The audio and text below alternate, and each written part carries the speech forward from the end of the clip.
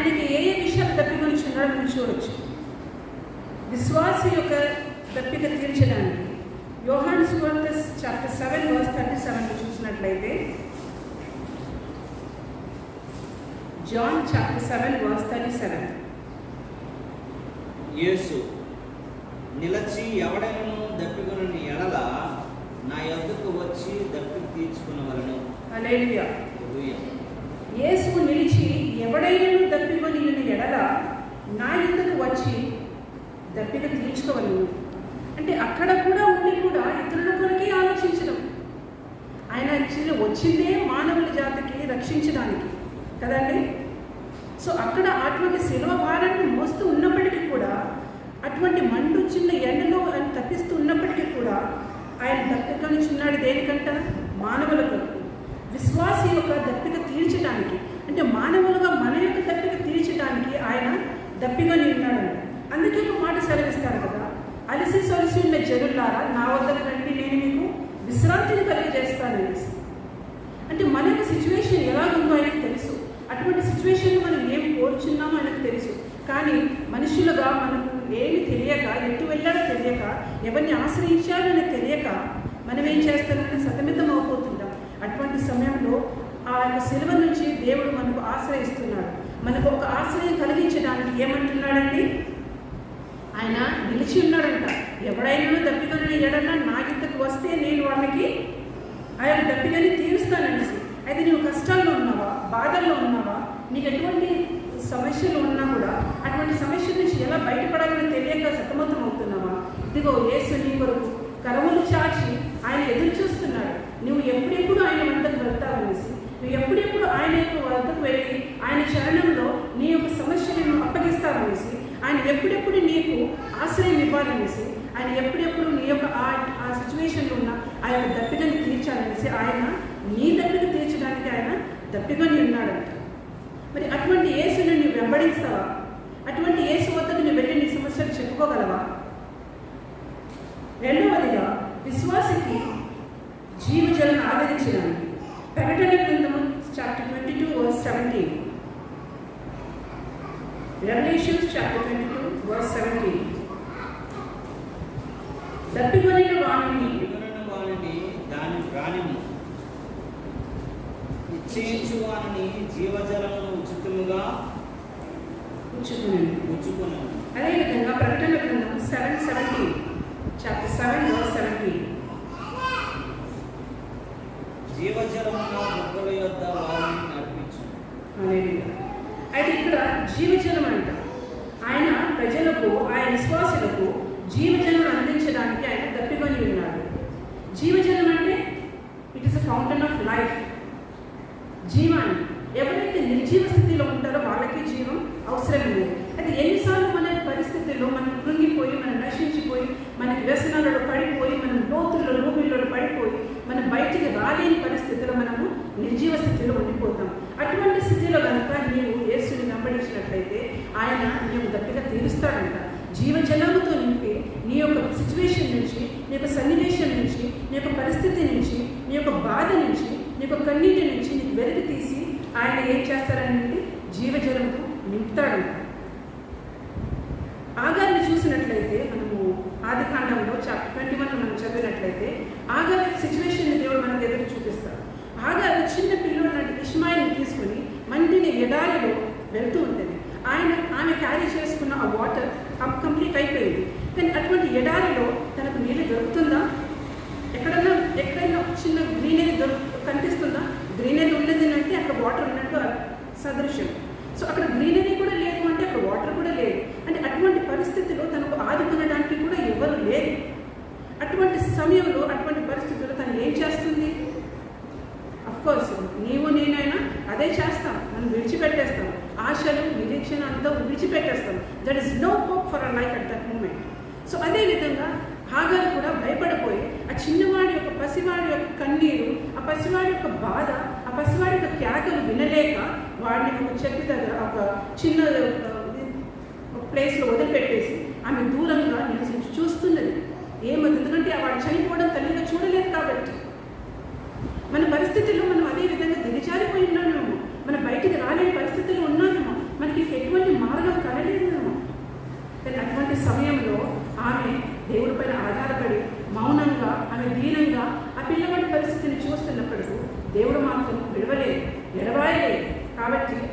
చిన్నవాడి యొక్క కేకలను విని ఎమ్మని అక్కడ ఏం చేశారండి?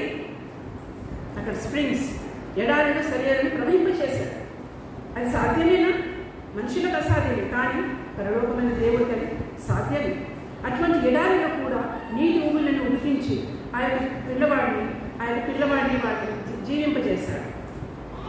జీవం చేయడం మాత్రమే కాదు, ఒక వాగ్దానం ఇస్తాడు. ఏమని? ఇష్మాయిల్ను గొప్ప జనాంగంగా మారుస్తానని.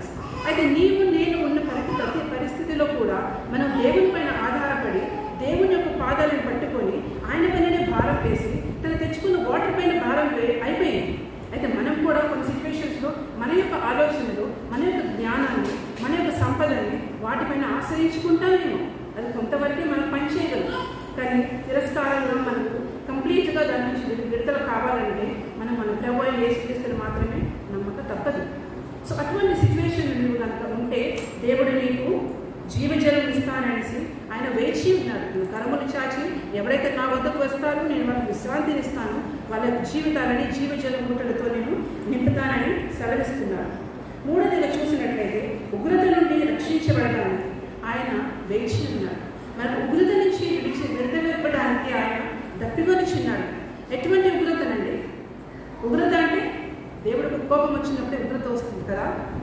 అదేవిధంగా నోహా సమయంలో చూసినట్లయితే నోహా దేవుడికి నీతిమంతులుగా ఉన్నాడు. దేవుడు చెప్పినట్టుగా ఆయన విన్నాడు. దేవుడు చెప్పినట్టుగా నడిపించుకున్నాడు. అంత మేరనే కాకుండా తన కుటుంబాన్ని కూడా నడిపించగలిగాడు. కానీ ప్రజలు మాత్రం వినలేదు. దేవునికి వ్యతిరేకంగా జీవించారు కాబట్టి దేవుడి యొక్క ఆ ఉగ్రతని వాళ్ళు అనుభవించారు. ఒకేసారి దేవుడు మైదాన్ సాఫ్ అన్నట్టుగా ఒక ప్రళయాన్ని తెచ్చేసి మొత్తాన్ని తుడిచివేశాడు. కానీ నోవహు కుటుంబాన్ని మాత్రం రక్షించబడ్డారు. అదేవిధంగా నీవు నా యొక్క సిచ్యువేషన్లో కూడా, నీవు నా యొక్క జీవితంలో కూడా మనము సమయం వచ్చినప్పుడు మనం దేవుణ్ణి వెంబడించకపోతే, సమయం వచ్చినప్పుడు మనం దేవుని మాటలను అంగీకరించకపోతే, దేవుణ్ణి అంగీకరించకపోతే మన యొక్క జీవితంలో కూడా అటువంటి ఎన్నో ఉగ్రతలు చూడవలసి ఉన్నాము. ఆల్రెడీ మనం కొన్ని చూసాము కూడా.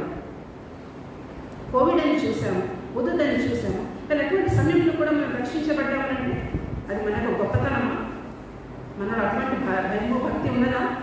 దేవుని యొక్క కృప, ఆ ఉచితమైన కృపని బట్టి మనల్ని దేవుడు రక్షించబడ్డామని అటువంటి ఉగ్రత నుంచి కూడా మనం తప్పించబడ్డాము.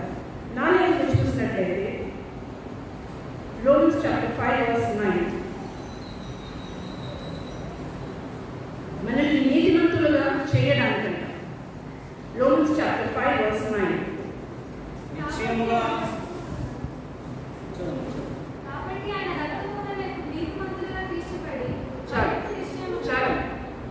ఆయన రక్తం వలన మనం ఇప్పుడు నీతిమంతులుగా మనము తీర్చబడ్డామండి. అంటే మనము నీతిమంతులుగా తీర్చబడాలంటే ఆయనను వెంబడిస్తున్నాము, ఓకే, ఇంతవరకు విన్నాం కాబట్టి ఆయనను వెంబడిస్తాము, ఆయన సన్నిధికి వెళ్తాము, ఆయన ఒప్పుకుంటాము. కానీ మనం రక్షించబడ్డాము, నీతిమంతులుగా మార్చబడ్డాము. ఆయన నీతి సూర్యుడు కాబట్టి ఆయనని మనం వెంబడించినప్పుడు మనం కూడా నీతిమంతులుగా మార్చబడాలి. కేవలం పైపైన భక్తి ఉంటే మనం నీతిమంతులుగా మార్చబడలేము. ఆయన తన యొక్క స్వరూపంలో మనం శక్తి ఉన్నాం. ఆయన యొక్క హరచేతిమైన శక్తి ఉన్నాడు కాబట్టి ఆయన యొక్క స్వరూపంలో మనం మార్చబడాలి. ఆయనలాగా మనం మార్చబడాలి. మన ఆలోచనలు కానీ, మన బిహేవియర్లో కానీ, మన యాటిట్యూడ్లో కానీ, సమస్తంలో కూడా మనం ఆయనని ఎగ్జిబిట్ చేయాలి. ఒక సువార్త కేవలం నాకు మాత్రమే కాదు, మనం కూడా 5వ సువార్తగా మన యొక్క జీవితాన్ని మనము మార్చుకున్నప్పుడు మనము నీతిమంతులుగా మార్చబడతాం. అది దేవుని యొక్క 4వ యొక్క నీతిమంతులుగా మనం చేయడానికి ఆయన దప్పికొనిచ్చున్నాడు. చివరికి 5వ మాట చూసినట్లయితే మనకు నిత్య జీవం ఇవ్వడానికి ఆయన దప్పికొని ఉన్నాడంట. నిత్య జీవం ఎలా కలుగుతుందండి? Romans chapter 6:23. రోమన్స్ చాప్టర్ 6 దేవుడు కృపావరము మన ప్రభువు అయిన యేసుక్రీస్తు నందు నిత్య జీవం. ఆమేన్. అయితే ఇన్ని కూడా చేసినప్పుడు, మనం ఆయనను వెంబడించినప్పుడు, ఆయనకు ఆశ్రయించినప్పుడు, ఇవన్నీ చేసినప్పటికీ కూడా ఆయన కృప లేకపోతే మనము సాధించలేము. ఆయన కృప లేకపోతే మనం ఏది కూడా పొందుకోలేము. ఆయన కృప లేకపోతే మనం ఏది కూడా అనుభవించలేకపోము. అందుకే యేసుప్రభు వేలాడినప్పుడు రైట్ అండ్ లెఫ్ట్లో ఇద్దరు దొంగలు ఉన్నారు. ఆ ఇద్దరు కూడా ఒకరు గ్రహించగలిగాడు, ఒకరు గ్రహింపలేకున్నాడు. ఒకడు ఒప్పుకున్నాడు, ఒకడు ఒప్పుకోలేదు. కావున ఒక్కరికి ఏమంటాడు దేవుడు, నేను నువ్వు నాతో కూడా పరదేశంలో ఉండు అనేసి. మరి ఒకడు నరకానికి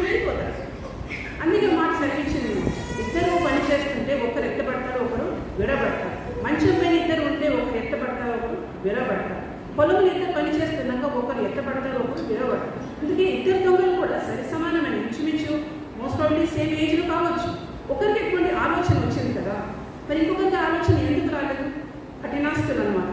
అయితే మనలో ఉన్న ప్రజలు కూడా చాలామంది కఠినాస్తులుగా ఉన్నారు. అటువంటి వారు కూడా మార్చబడిన తర్వాతనే మనకు ఆయన నిత్య జీవం కలుగజేస్తారు. నిత్య జీవం అంటే ఆయన పరలోక రాజ్యంలో ఆయన మనల్ని చూడాలని ఆశపడుతున్నారు. అందుకే కదా ఈ శ్రమ, ఈ అనుభవం అంతా కూడా ఆయన పొంది ఉన్నారు. నీకు నాకు రావాల్సిన దెబ్బలు కానీ, ఈ శిక్ష కానీ, ఈ నరక యాతన కానీ, మనకు రావాల్సిన శిక్ష అంతా కూడా ఆయన పొందుతున్నాడు. ఎందుకంటే పాపశాప అపరాధముల చేత మనమంతా కూడా పుట్టి ఉన్నాం. జన్మతః కర్మతః మనం విన్నాము. అయితే మనల్ని రక్షించడానికి ప్రభువైన యేసుక్రీస్తు శిలువలో వేలాడుచు కలిగిన ఈ యొక్క మాటల ద్వారా ఆయన మనకు విమోచించాలని ఆశపడుచున్నారు. మనకు విడుదల ఇవ్వాలని ఆయన దప్పికొనిచున్నారు. ఆయన మన యొక్క దప్పిగని తీర్చడానికి ఆయన దప్పికొని ఉన్నారు. మనకు జీవజలం ఇవ్వడానికి ఆయన దప్పికొని ఉన్నారు. మనకు ఉగ్రత నుంచి రక్షించడానికి ఆయన దప్పికొని ఉన్నాడు. మనకు నీతివంతులుగా మార్చడానికి ఆయన దప్పికొని ఉన్నాడు. మనకు నిత్య జీవం ఇవ్వడానికి మనం దప్పికొని ఉన్నాడు. మరి నీ దాహం ఎక్కడ ఉన్నదండి? ఆ రెండు దాహంలో నీవు ఎటువైపు ఉన్నావు? నువ్వు రక్షించబడిన పరిస్థితిలో ఉన్నావా? నువ్వు ఎత్తబడిన పరిస్థితిలో ఉన్నావా? లేక నువ్వు నరకానికి జోగిపోవలసిన పరిస్థితిలో ఉన్నావా? ఒకవేళ నరకానికి జోగిపోయిన పరిస్థితిలో ఉన్నట్లయితే దేవుడు నీతో మాట్లాడుతున్న మాట, పరిశుద్ధాత్మ మనతో మాట్లాడుతున్న మాట, ఆయన మన కొరకు దప్పికొనిచున్నాడు. కాబట్టి మనం ఆ దాహం తీర్చడానికి మనం కూడా పాల్గొంచు పొందుకోవాలి. మన యొక్క ఆత్మను రక్షించుకొని మనం కూడా ఇతరుల ఆత్మను రక్షించడానికి మనం కూడా ప్రయాసపడాలి. కొద్ది మాటలు దేవుడు దీవించారు. దేవుడు నామానికి మహిమ.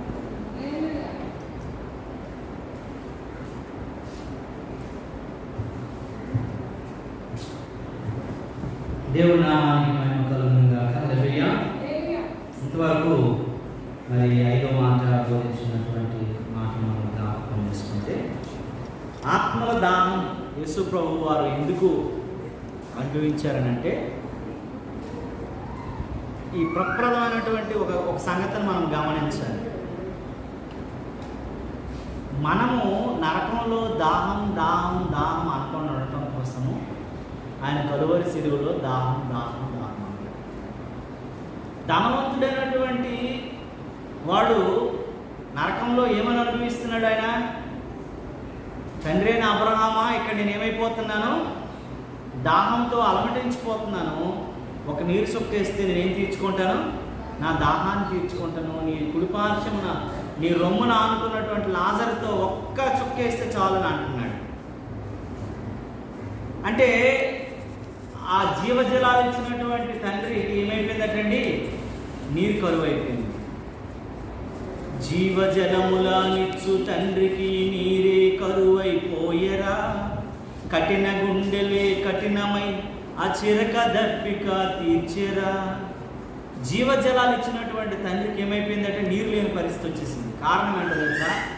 నువ్వు నరకానికి, నేను నరకానికి, మనం నరకానికి వెళ్ళిపోయి అయ్యా ఒక నీరు చొక్కేస్తే దాహం తీర్చుకునేటువంటి పరిస్థితి రాకూడదు అనుకుంటే, ఈ లోకంలో ఆయన కలువరి శిలువ మీద దాహం అనుభవించవలసిన అవసరత ఉంది.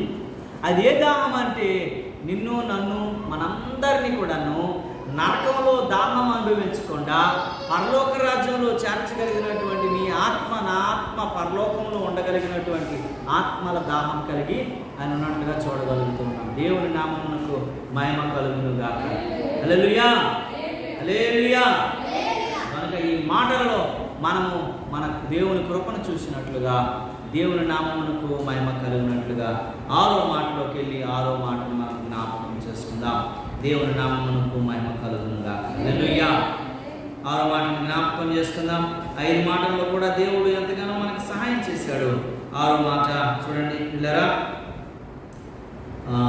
యోహాను రాసిన సువార్త 19వ అధ్యాయం 30వ వచనంలో చూసినట్లయితే, యేసు సమాప్తమైందని చెప్పి తల వచ్చి తన ఆత్మను అప్పగించెను. చూసారా?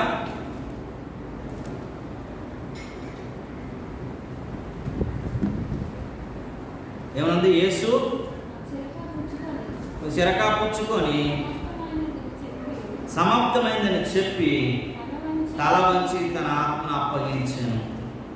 పిల్లరా, 6వ మాట ద్వారా మనం ఏం నేర్చుకోవాలంటే, ఇతనికి ఇవ్వబడినటువంటి పనిని సంపూర్తి చేసినట్లుగా మనకు కనబడుతుంది. ఆరంభము కంటే అంతము మేలు.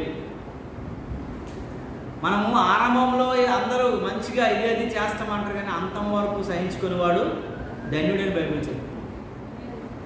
మన అంతం వరకు కూడా, లాస్ట్ వరకు కూడా మనం ఉండాలి. మీకు పిల్గ్రిమ్ ప్రోగ్రెస్ అనే ఒక సినిమా ఒక రోజు నేను చూపిస్తాను. యాత్రికుని ప్రయాణం. ఈ యాత్రికుని ప్రయాణంలో పరలోక రాజ్యానికి వెళ్ళటం కోసము ఒక విశ్వాసి పడుతున్నటువంటి తపనను గురించి జాన్ బనియన్ గారు ఒక బుక్ రాశారు. ఆయన జైల్లో 12 సంవత్సరాలు పెడితే జాన్ బనియన్ గారు ఒక బుక్ రాసి, నేను పిల్గ్రిమ్ ప్రోగ్రెస్ అని ఒక బుక్ రాశాను. దాని పేరు తెలుగులో ఏంటిది? యాత్రికుని ప్రయాణం. బైబిల్ తర్వాత ఎక్కువగా అమ్ముడుపోయే బుక్ ఏదైనా ఉందనంటే ఆ బుక్కే. ఆ బుక్ చాలాసార్లు నేను చదివాను. ఆ బుక్లో ఉన్నటువంటి ఒక మర్మం ఏం దాగుందంటే, ఒక మనిషి తన శిలువ ప్రయాణం, పరలోక ప్రయాణం జరుగుతున్నప్పుడు వస్తున్నటువంటి శ్రమలను గురించి రాస్తూ వచ్చాడు. ఆయన ఎన్నో శ్రమలు, ఎన్నో కష్టాలు గుండా మానవుడు వెళ్తూ ఉంటాడు. మధ్య మధ్యలో సాతానుడు చోదిసి మనల్ని పడగొడుతూ ఉంటాడు. వేరు మార్గాల నుంచి మనం వెళ్ళిపోతుంది. కానీ మన మార్గానికి మనం చేరుకోవడానికి ఎన్ని శ్రమలు వచ్చినా సరే మన నిరీక్షణ, మన ఆలోచన ఏమై ఉండాలా? అది చేరేంత వరకు కూడా మన పరుగు. అందుకే అపోస్తలుడైన పౌలు అంటాడు కదా, నా పరుగు నేను తుదముట్టించితిని, నేను అప్పగించిన పని అంతటిని కూడా నెరవేర్చుకుంటుని, నా విశ్వాసాన్ని నేనేం చేసుకున్నాను? కాపాడుకున్నానని దేవుని వాక్యం చెప్తుంది. ఈరోజు నీవు నేను కూడా మన విశ్వాసాన్ని మనం కాపాడుకొని మన పరుగును మనం తుదిముట్టించడంలో చాలా బ్యాక్వర్డ్ అయిపోతున్నామని దేవుని వాక్యం చెబుతూ, యేసయ్య మనందరి కొరకు మనం చేయలేం కాబట్టి ఆయన చేస్తే, ఆయన మనందరి కొరకు ఏం చేశాడటండి? సమాప్తం చేశాడు. దాన్ని హెబ్రీ భాషలో ఏమంటారంటే టిట్లీస్ టైస్ అంటారు. అంటే ఇట్ ఈస్ ఫినిష్. మొత్తం ఏం చేశాడైనా సమాప్తం చేసేసాడు. టిట్లీస్ టై అంటే ఏంటి? It is finished. అంతా కూడా ఏమైపోయింది? సమాప్తమైపోయింది. మొత్తాన్ని అంతటినీ కూడా ఆయన నెరవేర్చేశాడట. ఆయన చేయవలసిన కార్యం అంతటినీ కూడా మనకు సిలువ మానుపై ఎక్కించడానికి అంతటినీ కూడా సమాప్తం చేసినట్లుగా చూడగలుగుతూ ఉన్నాం. దేవుని పూర్తి చేసినట్లుగా చూడగలుగుతాం. చూడండి, ఎప్పుడు యేసు ప్రభు వారు ఉన్న గొప్పతనం ఏంటంటే, తండ్రి చిత్తాన్ని ఎరిగి చేయటం. ఏదైనా సరే ఆయన ఏం చేయటం? తండ్రి చిత్తాన్ని ఎరిగి చేయటం. యోహాను రాసిన సువార్త 4వ అధ్యాయంలో, భక్తుడైనటువంటి యోహాను రాసిన సువార్త 4వ అధ్యాయం. మీకు ఎందుకు నేను రెఫరెన్స్లు చెప్తున్నానంటే, ఏ మాట ఎక్కడ ఉందో మనకు తెలిస్తే మనకు ఒక అర్థం అవుతుంది, అవగాహన వస్తుంది. అందుకని మీకు ఈ రెఫరెన్స్ నేను చెప్తున్నాను. 4వ అధ్యాయము 34వ వచనం చదవండి. యేసు వారిని చూచి, నన్ను పంపిన వారి చిత్తము నెరవేర్చుటయు ఆయన పని తుదముట్టించుటయు నాకు ఆహారం అయి ఉన్నదట. మనకి బిర్యానీ ఆహారం చాలా పౌష్టికంగా తింటాం. దాంతో ఫ్రైడ్ పీస్ ఉంటే ఇంకా బాగా తింటాం. ఇంకా ఏంటది నీకేమిష్టమో? ఏమిష్టమో? మంచూరియా ఉంటే చాలా బాగా తింటాం. మనిషికి ఒకటి ఇష్టం ఉన్నప్పుడు అవన్నీ మనం తింటాం. కానీ ఇక్కడ అంటాడు దేవుడు అంట, ఆయన పనిని తుదముట్టించుట యేసు ప్రభుకి ఏమైందటండి? ఆహారం అయింది. మనకి ఏదైనా అప్పగించిన పనిని మనం ఏదైతే ఫినిష్ చేస్తామో అప్పుడు మనకి సంతృప్తి కలుగుతుంది. ఒక ఇల్లు కట్టే వ్యక్తి ఆ సిమెంట్లో ఉండి, ఆ ఇసుకలో ఉండి, ఆ మట్టిలో ఉండి అన్నీ అయిపోయినప్పుడు చాలా దట్టి అయిపోతాడు ఆ మనిషి కదా. ఆ కాలు పాడైపోతాయి, చేతులు పాడైపోతాయి, జుట్టు సుండ్రు పట్టేస్తుంది. ఎంతకంటే తిండి వంట పట్టదు, సరైన బట్ట కట్టుకోలేము, సరిగ్గా ఉండలేము, చేయలేము. ఎంత నీట్గా ఉన్నా సరే ఏదో రకమైనటువంటి ఆ సిమెంట్ మన మీద పడుతూనే ఉంటుంది కనుక. కానీ అదంతా ఫినిష్ అయిపోయిన తర్వాత, ఒక ఆకారంలోకి వచ్చిన తర్వాత, ఆ పెయింటింగ్స్ అయిపోయిన తర్వాత, మార్బుల్ టైల్స్ అంతా అయిపోయిన తర్వాత, అది ఓపెనింగ్ అయిన రోజు ఆ వ్యక్తి ఎలా ఉంటాడు? ఒకసారి ఆ మధ్యలో పడుకొని, ఇన్ని శ్రమలు పడితేనే ఇంట్లో ఈరోజు నేను నివసించగలనని నాకు సంతోషిస్తాను.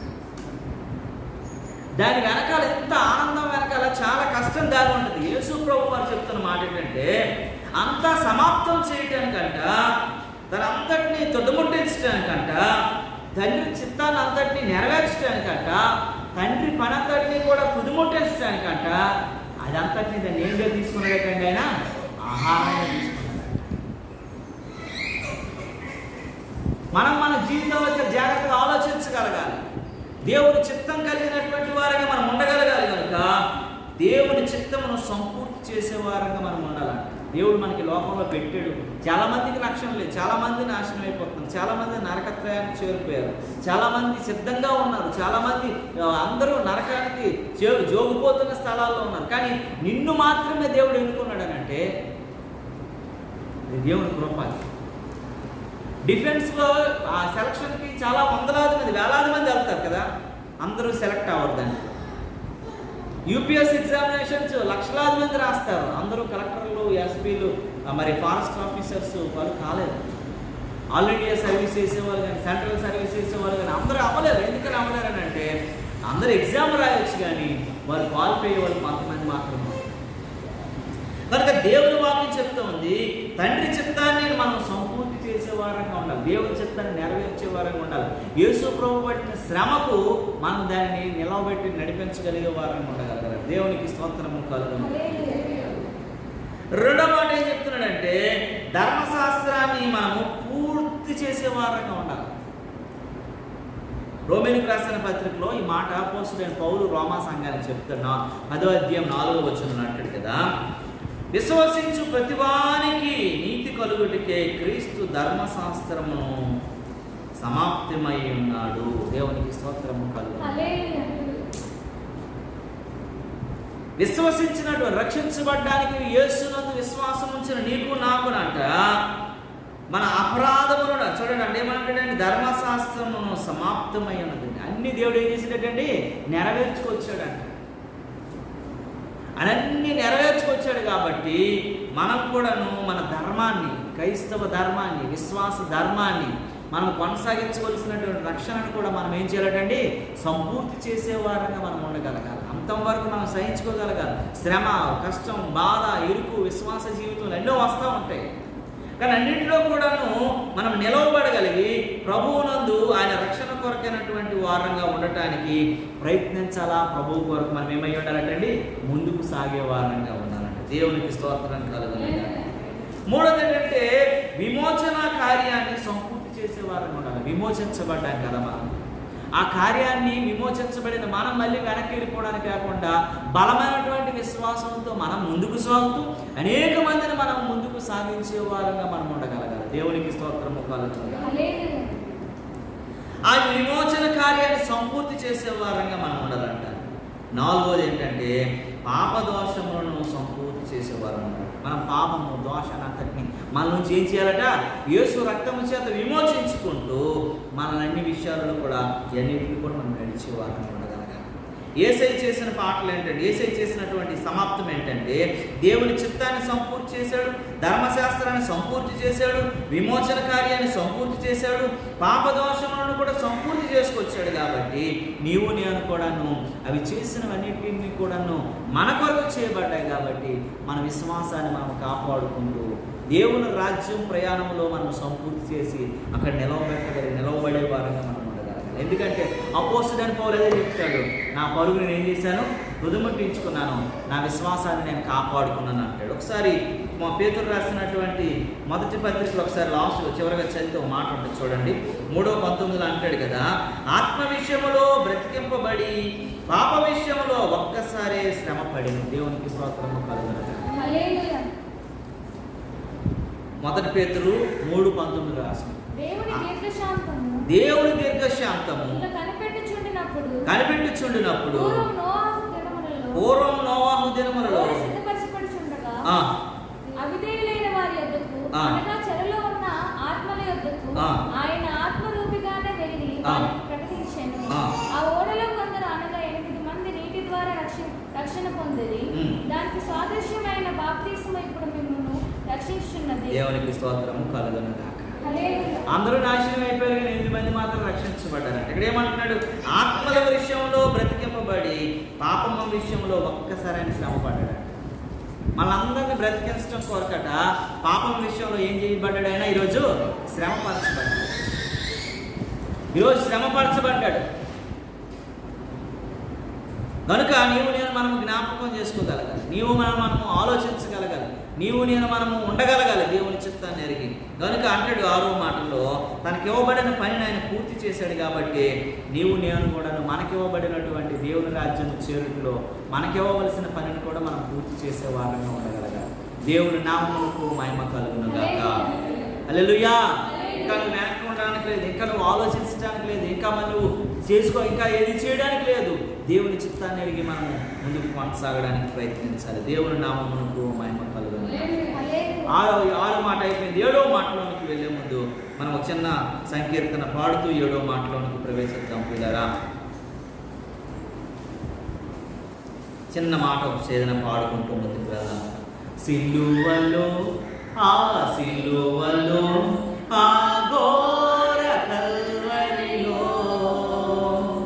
శ్రమలలో మధ్యన వేలాడిన యేసయ్యా, ఎలివైన యేసయ్యా, బలి అయిన యేసయ్యా, నులివెల్ల నిలిసితివా, నీవెంతో అలసితివా. సిలువలో ఆ సిలువలో ఆ ఘోర కల్వరిలో తులివల మధ్యలో వేలాడిన యేసయ్యా. దేవునికి స్తోత్రము కలుగును గాక. 7వ మాటను మనము జ్ఞాపకం చేసుకోండి అని అంటాడు. చూడండి, లోకా సువార్త 23వ అధ్యాయం 46వ వచనంలో చెప్తాడు, తండ్రి నీ చేతికి నా ఆత్మను అప్పగించుకొనుచున్నాను అని అంటాడు. 23:46 నీ చేతికి నా ఆత్మను అప్పగించుకొనుచున్నాను. అప్పుడు యేసు గొప్ప శబ్దముతో కేక వేసి, తండ్రి నీ చేతికి నా ఆత్మను అప్పగించుకొనుచున్నానను. దేవునికి స్తోత్రం. ఇక్కడ మనం ఒక ఫ్లాట్ మనం ఆలోచించాలి. ఏంటంటే తండ్రి ఫస్ట్ మాటలు ఏమన్నాడు? తండ్రి మీరేమి చేయించున్నారు అంటాడు. లాస్ట్కి తండ్రి నీ చేతికి నా ఆత్మను అప్పగించుకొనుచున్నాను. ఫస్ట్ మాట తండ్రితో మొదలైంది, లాస్ట్ మాట తండ్రితో ఆయన కొనసాగించడం, ముగించడం మొదలుపెట్టాడు. మనం ఎన్ని శ్రమ, ఎన్ని బాధలు, ఎన్ని ఇబ్బందులు, ఎన్ని రకాలైనటువంటివి వచ్చినా సరే తండ్రిని ఆయన ఏం చేయలేదండి, ఆ మాటను విడిచిపెట్టలేదు. మనం చిన్న కష్టం రాగానే ఏం చేసేవాలే, ఏం కొన్నావులే, ఏమి ఇచ్చేవాలే అని మన తల్లిదండ్రులతో మనం మాట్లాడాలి. కానీ ఏసై చెప్తున్న బుర్రల మీద కొట్టలేయండి. ఏసై చెబుతున్న మాటలేంటి? దేవుని చిత్తాన్ని ఎరిగి ఆ తండ్రి చిత్తానికి లోబడి మాట్లాడుతున్నాడు. దేవుని నామమునకు మహిమ కలుగును. మన ఆత్మను మనము దేవునికి ఉపయోగించుకోవాలంట. తండ్రి నా ఆత్మను నీకు అప్పగించుకొనుచున్నాను. మన ఆత్మను మనము దేవునికి ఉపయోగించుకోగలగాలి. చూడండి, యోహాను రాసినటువంటి శుభవార్తమానంలో భక్తుడైనటువంటి యోహాను మరి 10వ అధ్యాయం 30వ వచనంలో అంటాడు, నేనును తండ్రిని ఏకమై ఉన్నాము అని చెబుతున్నాడు. తండ్రి కుమారుడు ఏకమై ఉన్నారని చెబుతున్నారు.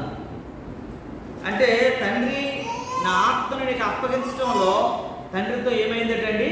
రిలేషన్ మళ్ళీ కుదర్చబడింది. ఆయన ఎప్పుడైతే తెంచుకున్నాడో 6వ మాటలో, ఈ 5వ మాటలు ఏమైంది? 5వ మాటలు ఏమైంది? విడిపోయారు వాళ్ళు. 7వ మాటకు వచ్చేసరికి, ప్రభువా నేను నీ దూరం ఉండలేనయ్యా, నీకు కొంతసేపు ఉండటం వల్ల నాకు చాలా బాధగా ఉంది, నేను విడువను ఎడబాయనని సెలవిచ్చిన దేవా, నీతో మరి నేను సంకల్పం జరగాలనుకున్నట్లయితే నా ఆత్మను నీకేం చేస్తున్నాను? అప్పగించేస్తున్నాను అంటున్నాడు. మనం కూడా తండ్రి చిత్త ప్రకారం మన ఆత్మ నడిపింపులోకి అప్పగించే వారిని ఉండగలగలట. అందుకంటాడు, నేను తండ్రి ఏకమై ఉన్నాము కనుక అని చెప్తున్నాడు. ఏకమై అనుభవంలో ఆ అనుభవంలో ఉండగలిగే వారిని ఉండగలగాలని దేవుని వాక్యం చెప్తాము. రెండోదిగా ఏంటంటే, మరణ భయమును తొలగించుకున్నట్టు కోరకట తండ్రి ఆత్మను అప్పగించాడు తండ్రికి. ఇప్పుడు మన చేతిలో ఉందనుకోండి, మన ఆత్మ మనకు నచ్చినట్లు మనం చేస్తాం, మనకు నచ్చినట్లు మనం చేస్తాం. భయంకరమైనటువంటి స్థితికి, పాప సంబంధమైనటువంటి దురాత్మకు అప్పగించేటువంటి వారమైపోతామేమో కనుక తండ్రి నడిపింపుకు మనం అప్పగించుకుంటట మరణ భయం నుండి మనం ఏమైపోతామట, తొలగించబడతాం. అదే కొరింథీయులకు రాసిన పత్రికలు అంటాడు, ఓ మరణమా నీ ముళ్ళెక్కడా, ఓ మరణమా నీ యొక్క విజయం ఎక్కడా అని అంటాడు. దేవునికి స్తోత్రము కలుగును. ఓ మరణమా నీ విజయం ఎక్కడా, ఓ మరణమా నీ ముళ్ళు ఎక్కడా. ఎప్పుడైతే దేవునితో మనం ఎప్పుడైతే సంధి కుదుర్చుకుంటామో, మన ఆత్మ దేవుని సముఖంలో దేవుని సన్నిధిలో పెడతామో, దేవుడు అంటే ఏ మరణం కూడా మనల్ని ఏం చేయలేదటండి, ప్రభావం చూపించలేదు. ఓడిపోతుంది, అది విజయం సాధించలేదు. అది మొదటి ఆదాము దేవునితో సందిగ్ధంలోకి రాలేకపోయాడు కాబట్టి సైతాను ప్రభావం ఆదాము మీద ప్రభావం చూపించగలిగి పాపదాస్యానికి వెళ్ళిపోయాడు. కానీ కడపటి ఆదామును కూడాను యేసు ప్రభువు వారిని కూడా సాతాను శోధించుకొచ్చాడు కొండ మీద. నువ్వు దేవుడు అయితే ఏం చేయమన్నాడు, ఈ రాళ్ళను రొట్టెలు చేసుకొని తిను, నువ్వు దేవుడు అయితే ఈ భూలోక రాజ్యాలన్నీ ఇచ్చేస్తాను, నువ్వు ఈ కొండ మీద నుంచి పైకి దుముకు, ఇవన్నీ చాలా ఆఫర్లు సాతానుగాడు ఇచ్చేశాడు. ఆదాముకి ఏం ఆఫర్ ఇచ్చాడు, నువ్వు ఇది తింటే నువ్వు దేవుడిలాగా అయిపోతావని, నీకు జ్ఞానం వచ్చేస్తుందని, ఇది జ్ఞానం మంచి చెడ్డలో తెలియజేయగలిగిందని చెబితే ఆఫర్కి ఏమైపోయాడు, ఆదాము లోనైపోయాడు. కానీ కడపటి ఆదాము మీద క్రీస్తుకు కూడా ఆఫర్ ఇచ్చాడు. ఏమని ఆఫర్ ఇచ్చాడు సాతానుగాడు, నువ్వు నిజంగా దేవుడు అయితే నీవు రాళ్ళను రొట్టెలుగా చేసుకోనంటే మనుషుడు రొట్టె వలన కాదు కానీ దేవుని నుండి వచ్చినటువంటి ప్రతి మాట వలన బ్రతుకుతాడు రప్పించోడా. ఆదాము కాదురా పండు తినేసి ఆకలి తీర్చుకోవడానికి, నేనెవరిని, తండ్రి అయినటువంటి దేవుని కుమారుడు. అక్కడ పండు ఆకలే చూపించాడు, ఇక్కడ కూడా ఆకలినే చూపించాడు. కానీ అక్కడ ఆ పండు తినగానే వారు గొప్పవాళ్ళు అయిపోతారు అనుకున్నాడు. కానీ ఇక్కడ దీని వలన నేను గొప్పవాడిని కాను, నా తండ్రి మాట వలన నేను ఆరోగ్యవంతుడిని అవుతాను, బలవంతుడిని అవుతాను, శక్తివంతుడిని అవుతాను, ఆకలి తీర్చుకుంటున్నాను. ఆకలి తీసుకోవాలి. ఆదాముకు ఉన్నటువంటి తేడాది. ఆ ఆదాము నువ్వు జ్ఞానవంతుడు అయిపోతావు, నువ్వు తెలివైన వాడు అయిపోతావు, నువ్వు దేవుళ్ళగా అయిపోతావు అంటే సంకలు కొట్టుకొని తినేశాడు. కానీ ఈ భూలోక రాజ్యాలన్నీ ఇచ్చేస్తానంటే కడపటి ఆదాము దాన్ని ఏం చేయలేదండి, అంగీకరించలేదు, వాటిని ఇష్టపడలేదు.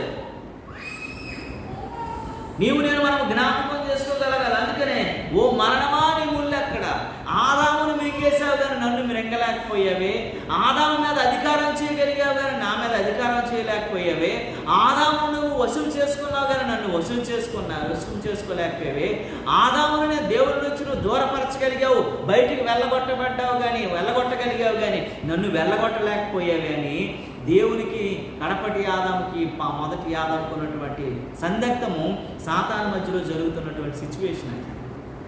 గనుకనే ప్రియమైనటువంటి దేవుని బిడ్డలారా, ఓ మరణమా నీ ముళ్ళు ఎక్కడ, ఓ మరణమా నీ విజయం ఎక్కడ, ఎక్కడ నీ విజయం, ఎక్కడ నీ మరణం, ఎక్కడ నీ ముళ్ళు, ఎక్కడ నువ్వు సాధించావు. ఆదాము లాంటి నేను బలహీనుడిని కాదే, ఆదాము లాంటి నేను లొంగిపోయేవాడిని కాదే, ఆదాము లాంటి నేను చూపిస్తే దానికి వెళ్ళిపోయేవాడిని కాదే, ఆదాములాగా నేను దాని వరకు పరుగులు తీసేవాడిని కాదు. కనుకనే నేను నా జీవితంలో తండ్రి చిత్తాన్ని నేను నెరవేర్చడానికి వచ్చాను. కాబట్టి తండ్రి చేతికి నా ఆత్మను అప్పగించినంత వరకు కూడా నేను ఏ తప్పిదము చేయను, తండ్రి చిత్తాన్ని ఏ రకంగా కూడా మాట మీరుకోనని దేవుని మాట ప్రకారంగా ముందుకు సమర్పించడానికి సిద్ధపడ్డాడు. దేవునికి స్తోత్రము హల్లెలూయా. మరణ భయాన్ని అందరిలో నుంచట ఏం చేసేటండి, తొలగించేసేటట్ట. మరణ భయమును తొలగించినావు కదా పాట, మూలను అర్పించినావు, జనులలో నమ్ములో నుండి ఏర్పరచినావు, నీ కృప బాహుళ్యమే,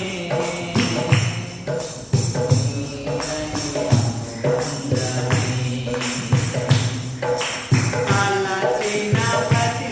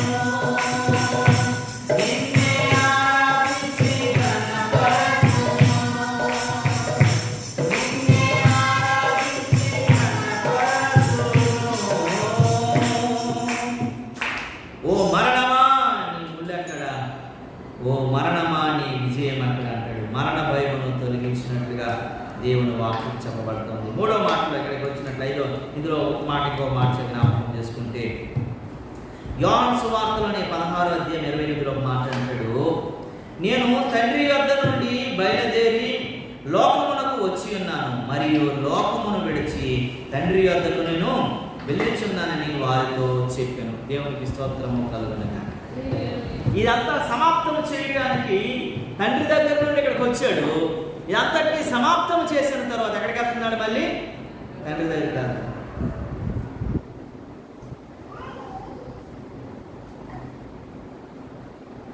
ఆ మాట దొరికింది అనుకోండి. 16:28 యోహాను సువార్త. నేను తండ్రి దగ్గర నుంచి బయలుదేరి లోకమునకు వచ్చాను, లోకమును విడిచి మళ్ళీ తండ్రి దగ్గరికి వెళ్ళిపోతున్నాను.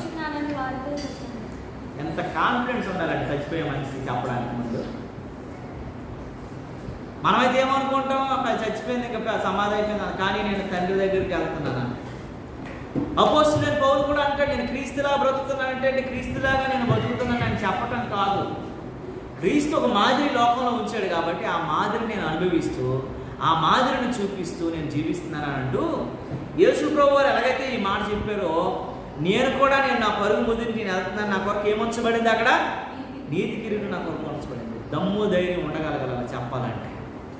యేసు ప్రభు అంటాడు, నేను తండ్రి దగ్గర నుంచి వచ్చాను, నేను మళ్ళీ లోకానికి వచ్చాను, లోకంలో నా పని అంతటిని ముగించేశాను, మళ్ళీ నేను తండ్రి దగ్గరికి వెళ్ళిపోతున్నాను. కనుక చాలా జాగ్రత్తగా మనం జ్ఞాపకం చేసుకోగలగాలి. దేవుని యొక్క మాట నెరవేర్పు, దేవుని యొక్క చిత్తాన్ని నెరవేర్పు చేసి ఎక్కడి నుండి వచ్చాడు మళ్ళీ అక్కడికి వెళ్ళిపోతున్నాడు. మనం కూడా అపోస్తలుడైన పౌలు కూడా అదే మాట చెప్పుకొస్తున్నాడు, నా పరుగు నేను తొదముట్టించాను, నా యొక్క విశ్వాసాన్ని నేను కాపాడుకున్నాను, నా కోసం అక్కడ ఏముంది? నీతి కిరీటం రైలు ఉంది. ఏమోనండి యేసు ప్రభు నేను నమ్మాను, మరి నాకు ఏ కిరీటం ఉందో లేదు, అసలు చోటు ఉందో లేదో వెళ్తాను లేదని మనకి ఇతరుల వల్లే నిరీక్షణ లేని ఇతరుల వల్లే మనం ఏమవ్వకూడదండి, దుఃఖముఖులుగా మనం ఉండకూడదు. మన నిరీక్షణ ఏమై ఉండాలంటే పరలోక రాజ్యంలో మనకు వరకు ఏదో ఒక పాట ఉందని జ్ఞాపకం చేసుకోగలరు. దేవునికి స్తోత్రము కలుగును. చివరికి ఈ మాట చెప్పి నేను ముగిస్తానండి. ఒక ప్రవచనం ఆయన కొరకు నెరవేర్చబడ్డది. ఆ ప్రవచనం ఏంటంటే కీర్తనల గ్రంథము 31వ కీర్తన 5వ వచనం అంటాడు, నా ఆత్మను నీ చేతికి అప్పగించుకొనిచున్నాను అంటాడు. ఎప్పుడో 500 సంవత్సరాల క్రితం కీర్తనకారుడు ప్రవచించినటువంటి మాటను యేసు ప్రభువు తండ్రి నా ఆత్మను నీ చేతికి నేను అప్పగించుకొనిచున్నానని చెప్తున్నాడు. ఈ మాట ఒకసారి చదివినట్లయితే దేవుని వాక్యం చెప్తూబడుతుంది, నా ఆత్మను నీ చేతికి అప్పగించుకొనిచున్నాను, యెహోవా సత్యదేవా నీ విమోచించువాడు. చూడండి అంటే నా ఆత్మను నీకు అప్పగించుకొనిచున్నాను. యేసు ప్రభువు కొరచైనటువంటి 500 సంవత్సరాల క్రితం ప్రవచించినటువంటి ప్రవచనం చెప్పబడుతుంది. అందరు చచ్చిపోయినా నేను చచ్చిపోను, మళ్ళీ నా ఆత్మను నీకు అప్పగిస్తున్నాను, నీతో పాటు నేను ఉండగలిగినటువంటి స్థితి అని చెప్తుంది. కనుక ఈ 7వ మాట ద్వారా మనం ఏం నేర్చుకోవాలని అంటే ఆత్మను మనము దేవునికి ఉపయోగకరమైనటువంటిదిగా ఉండాలి మన ఆత్మ. ఎందుకంటే దేవునికి ఉపయోగకరమైనటువంటి ఆత్మ నరకానికి వెళ్ళిపోవటమే. దేవునికి ఉపయోగకరమైనటువంటి ఆత్మ దేవుని దగ్గరికి చేరుకోలేదు. కనుక దేవుని చిత్తానికి ఎరిగి దేవునికి ఉపయోగకరమైనటువంటి వ్యక్తులుగా మనం ఉండాలంట. అదేంటంటే ఒకటి, తండ్రి కుమారుడు ఏకమై ఉన్నాడు కాబట్టి మనం కుమారునితో ఏకమై ఉండాలి. ఎప్పుడు యేసు ప్రభువుతో పెనవేయబడిన వారంగా మనం ఉండాలి. మరణ భయము తొలగిపోయింది కాబట్టి మనం నిత్య జీవానికి చేరుతామనేటువంటి నిరీక్షణ కలిగిన వారంగా మనం ఉండగలగాలి. మూడవది, ఎక్కడి నుండి వచ్చామో మనం మళ్ళీ అక్కడికి వెళ్తామనేటువంటి నిరీక్షణ మనలో ఉండాలి. మనం ఏ దేశం నుండి వచ్చామో మళ్ళీ ఆ దేశానికి వెళ్తామనే నిరీక్షణ మనలో ఉండాలి. ఈరోజు లేదు మనకి, ఉందండి చాలామందికి లేదు. 4వ చూస్తే ప్రవచనాలు నెరవేర్చినట్లుగా